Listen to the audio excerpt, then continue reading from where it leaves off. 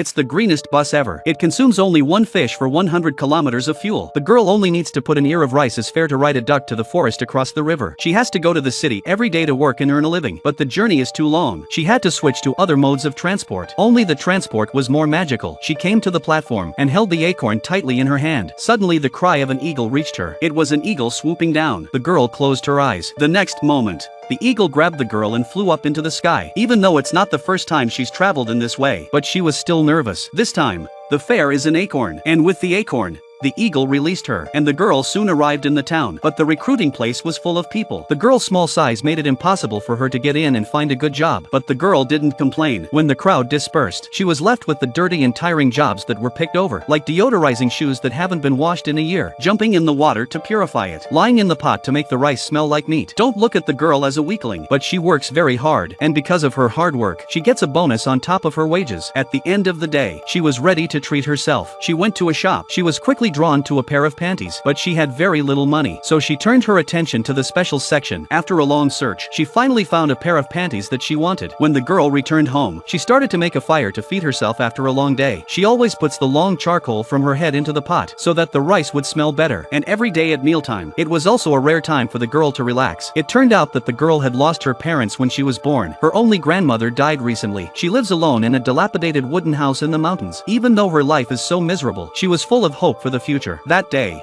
the girl went to work in the town as usual, but the eagle was angry because her acorns were too small. When he got paid, he threw the girl down, and the girl fell to the ground with a vengeance. When she got up, she ran to the town. She accidentally collided with a passerby. She panicked and apologized, but he wasn't angry. Seeing the blood on the girl's leg, she rushed to bandage the girl's leg. This kind girl was called Annie. She and her grandfather ran a pharmacy in the mountains. Like the girl, she worked in the town every day. They became friends right away. Together, they went to the job board, but it was already packed. They tried desperately to get in, but it was a waste of effort. The girls were used to it, but Annie had an idea. She told the girls to take off their headbands, and then they pushed their way through the crowd in a Jenga style. Soon they managed to find jobs, one on the east side of town, one on the west. They looked at each other and headed for their jobs.